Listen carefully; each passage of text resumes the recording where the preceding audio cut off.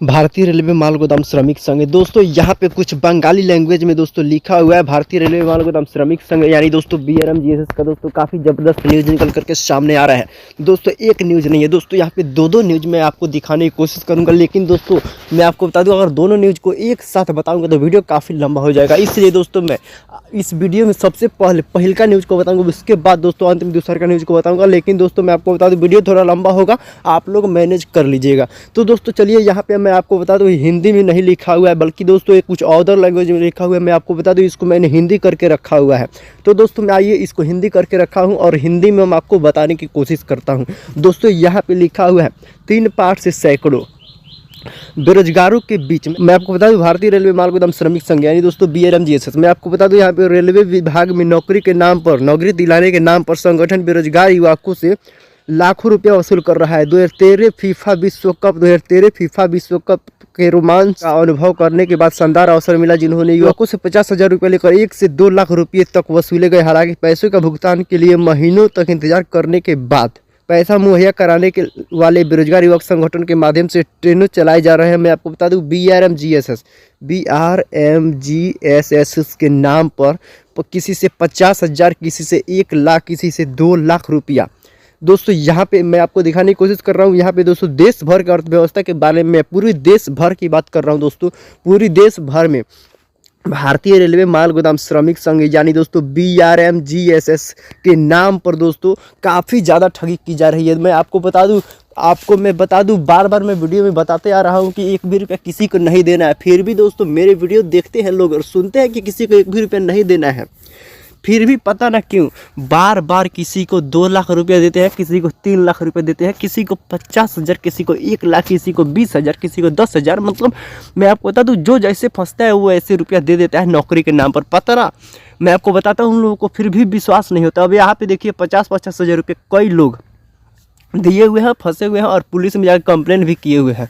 अब बताइए पुलिस में कंप्लेंट किए हुए हैं तो उससे क्या फ़ायदा। अब रुपया दे दिए हैं तो कुछ दिन तो वेट करना होगा ना, पता ना रुपया देगा या नहीं देगा। दलालों से सावधान रहे। मैं आपको बता दूं दलालों से सावधान रहे। 50,000 रुपया दे के फंसे हुए हैं बेरोजगारों के बीच की मैं बात बताना चाहता हूं। दोस्तों मैं बार बार बोलता हूं कि किसी को भी 1 रुपया नहीं देना है और नहीं लेना है। दोस्तों ले लीजिए लेकिन दीजिए मत।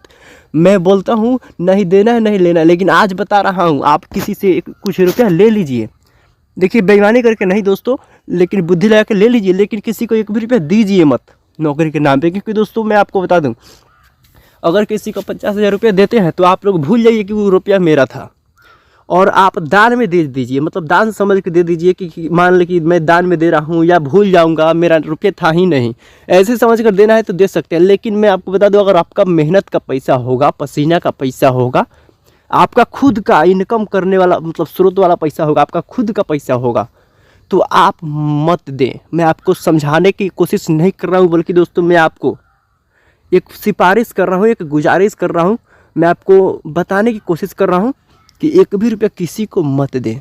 अगर 1 भी रुपया किसी को देते हैं तो आपका तो ज्वाइनिंग जब सब किसी का होगा उसी समय होगा। पता ना मतलब आपका डॉक्यूमेंट सही होगा तो ज्वाइनिंग होगा, नहीं होगा तो नहीं होगा। मैं आपको बार बार बोलता हूँ कि अपना डॉक्यूमेंट सही कर लीजिएगा। अब बताइए यहाँ पे पेपर में निकलवाने की ज़रूरत क्या थी भाई साहब, पेपर में निकलवाने की ज़रूरत क्या थी। पेपर तो झूठ छापेगा नहीं, अगर झूठ छापेगा तो कितना झूठ छापेगा, कोई रुपया दिया होगा तभी तो छाप रहा है ना। 50,000 यहाँ पे लिख रहा है 50,000। संगठन फीफा वर्ल्ड कप जब से चालू हुआ तब से लेकर अभी तक दोस्तों 2-2 लाख का दोस्तों मतलब केस चल रहा है कि कोई 2 लाख दिया है, कोई 50,000 दिया है, सिर्फ रेलवे में नौकरी के नाम पर, BRMGSS में नौकरी के नाम पर। बताइए अब क्या मैं करूं यार। मैं बार बार समझाते रहता हूं कि किसी को 1 रुपया नहीं देना है, फिर भी यार मैं कैसे समझाऊं आप लोगों को। 1 भी रुपया किसी को नहीं देना। मैं आज फिर बोल रहा हूँ कि धोखाधड़ी हो सकती है आपके पास। यहाँ पे देखिए धोखाधड़ी का सहारा लिया गया है। अब कोई मतलब पैसा लेगा तो आपसे थोड़ी कहेगा कि हम धोखा कर रहे हैं, वो तो बोलेगा कि हम आपको ज्वाइनिंग कल ही आपको लगवा देंगे, ज्वाइनिंग तो हम आपको परसों ही करवा देंगे, सिर्फ आप पैसा दीजिए, डॉक्यूमेंट दीजिए। वो तो बोलबे करेगा भाई साहब।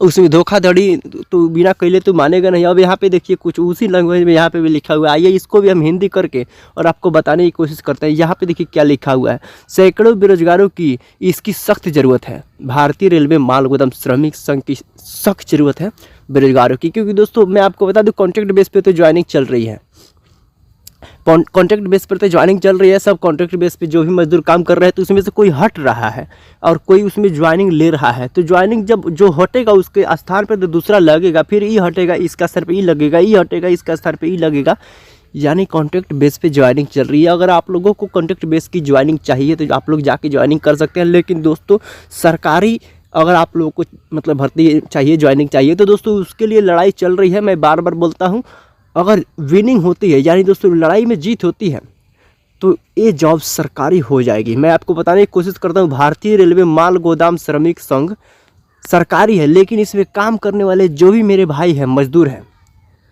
वो लोग प्राइवेट हैं।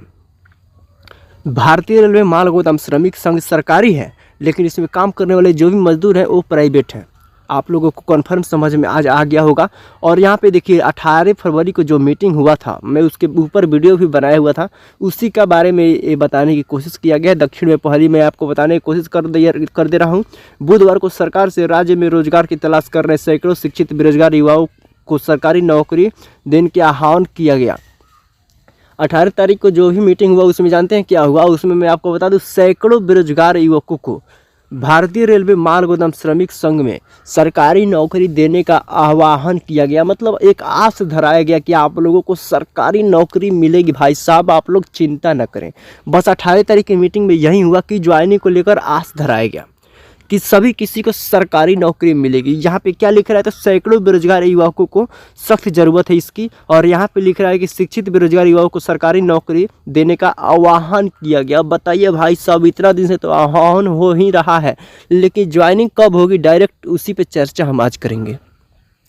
तो अरुण कुमार पासवान जी, मैं आपसे गुजारिश करना चाहता हूँ, आपसे सिफारिश करना चाहता हूँ, आपका पैर पकड़ना चाहता हूँ, आप प्लीज़ मीटिंग मत कीजिए भाई साहब, मीटिंग कभी मत कीजिए। अगर मीटिंग करते हैं तो सिर्फ इसमें ज्वाइनिंग का ही बात चलाइए, ज्वाइनिंग के अलावा कुछ भी मत कीजिए आप लोग। ज्वाइनिंग सिर्फ ज्वाइनिंग, बस ज्वाइनिंग से ही हमारे भाइयों लोगों को मतलब है बस, और हमको भी ज्वाइनिंग से ही मतलब है।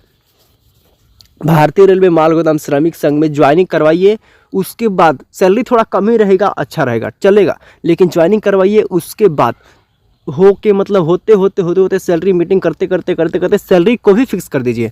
लेकिन पहले आप लोग ज्वाइनिंग करवाइए, थोड़ा सैलरी कम रहेगा वो मैनेज हो जाएगा, लेकिन पहले ज्वाइनिंग करवाइए, उसके बाद ज्वाइनिंग हो जाएगा, उसके बाद आप जो भी मीटिंग करना है मीटिंग कीजिएगा, उसके बाद जो भी करना है सैलरी फिक्स और जो भी मतलब करना है वो कर सकते हैं। मजदूर को ये सुविधा मिलेगी, मजदूरों को वो सुविधा मिलेगी, सब बाद में ज्वाइनिंग के बाद भी हो सकती है। तो दोस्तों आज का वीडियो यहीं रहने वाला था। 2 पेपर का कटिंग मैं आपको दिखाने की कोशिश भी किया हूँ, यही वीडियो था। वीडियो अच्छी लगी होगी तो वीडियो को लाइक, चैनल को सब्सक्राइब जरूर कर लीजिएगा। चलिए मिलता है अगले वीडियो में, तब तक के लिए गुड बाय, टेक केयर, जय हिंद, जय भारत।